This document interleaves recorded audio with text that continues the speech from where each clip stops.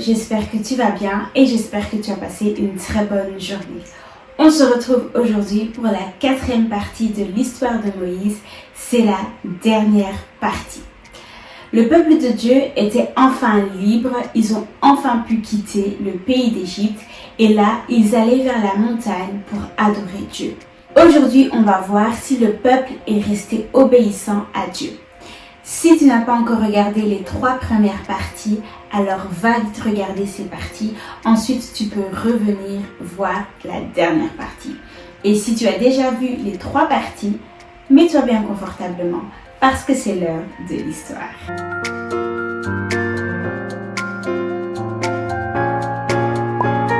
Le peuple de Dieu était enfin libre.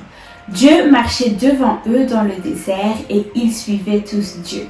Mais après 3 jours, ils ont commencé à avoir soif. Et comme ils étaient dans le désert, là il n'y a pas d'eau, ils ont commencé à se plaindre et dire à Moïse qu'ils étaient mieux en Égypte, que là-bas au moins ils auraient pu boire quand ils voulaient, que là-bas au moins ils auraient pu manger quand ils voulaient.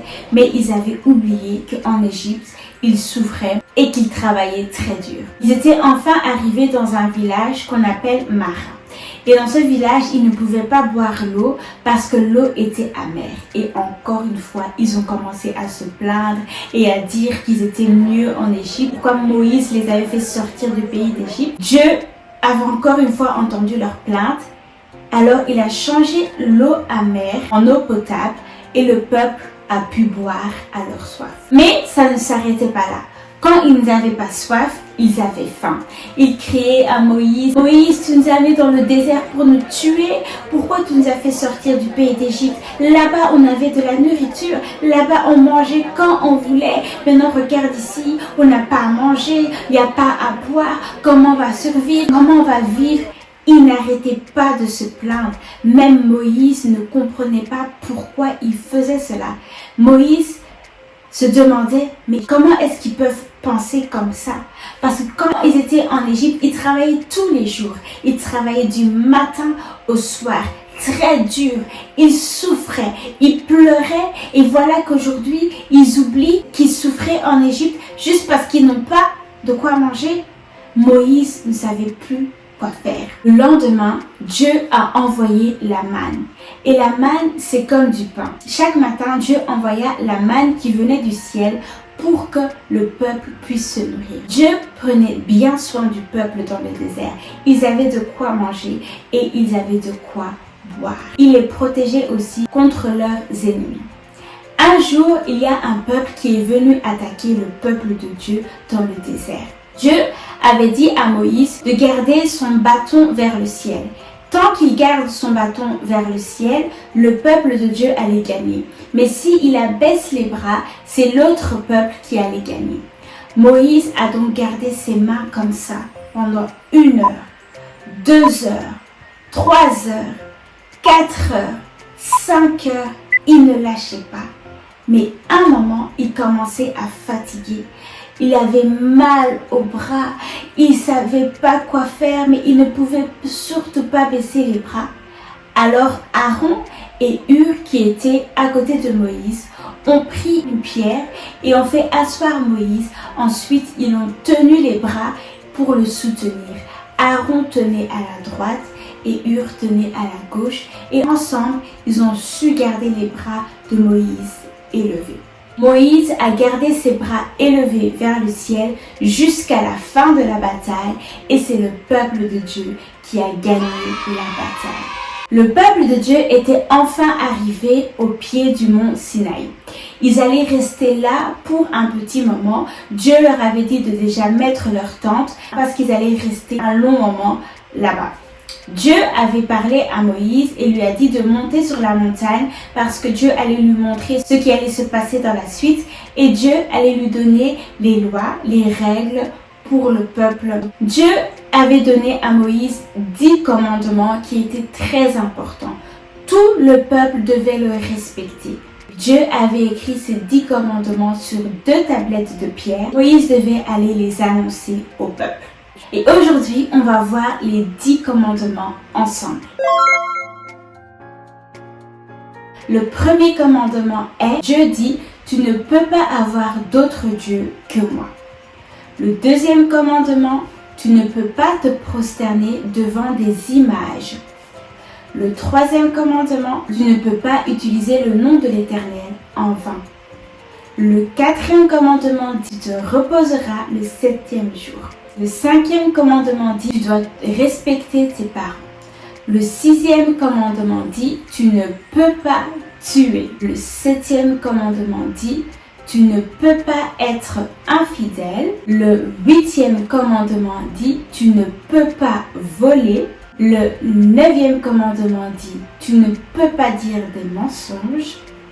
Et le dixième commandement, soit le dernier commandement dit, tu ne peux pas être jaloux pour ce qu'une autre personne a. Moïse avait annoncé ces commandements au peuple et ils essayaient de les respecter. Mais ils n'arrivaient pas toujours à respecter ces commandements. Un jour, pendant que Moïse était dans la montagne, le peuple de Dieu a fabriqué un veau d'or et ils ont commencé à adorer le veau, à commencer à se prosterner devant le veau, à tourner autour de ce veau. Et ils disaient que le veau d'or était devenu leur Dieu. Tu comprends déjà que ce que le peuple avait fait était mal. Ils n'ont pas respecté la première loi qui dit « Ne peut pas avoir d'autre Dieu que moi ». Dieu était vraiment fâché contre le peuple. Et quand Moïse est revenu de la montagne et a vu ce que le peuple avait fait, il leur a dit, mais comment est-ce que vous pouvez faire une chose pareille? Vous savez très bien que c'est mal. Je vous ai donné les commandements que vous devez respecter. Alors pourquoi vous avez fait un veau d'or? Dieu n'aime pas ça. Moïse était vraiment en colère contre le peuple. Un peu plus tard, Moïse s'est calmé et le peuple et Moïse sont partis vers la terre promise à Canaan. Avant d'entrer à Canaan, Moïse avait envoyé 12 espions pour voir qui habitait à Canaan et comment les gens étaient à Canaan. Les 12 espions que Moïse avait envoyés ont bien fait leur travail et quand ils sont revenus, les 12 disaient que Canaan était un beau pays. Parmi les 12 espions, il y avait 10 qui disaient que c'était impossible de conquérir le pays de Canaan parce qu'il y avait des géants qui vivaient là-bas. Mais il y avait 2 espions, Josué et Caleb, qui disaient que Dieu leur avait promis de leur donner le pays de Canaan. Alors pour eux, ils ne devaient pas avoir peur des géants parce que c'est Dieu qui allait combattre pour eux.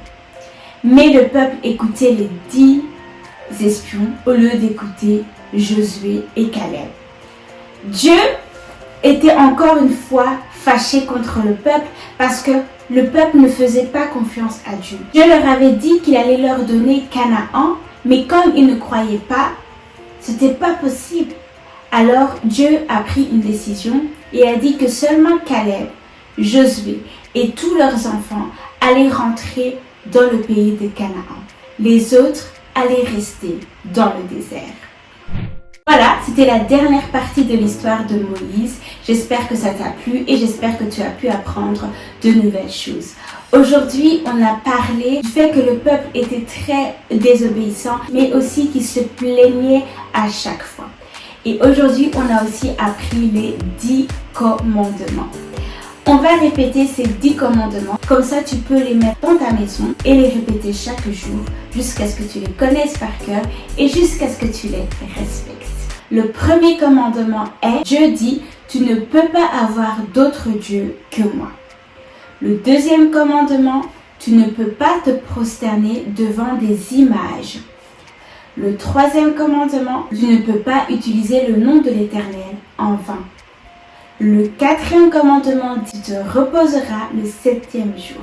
Le cinquième commandement dit, tu dois respecter tes parents. Le sixième commandement dit, tu ne peux pas tuer. Le septième commandement dit, tu ne peux pas être infidèle. Le huitième commandement dit, tu ne peux pas voler. Le neuvième commandement dit, tu ne peux pas dire des mensonges.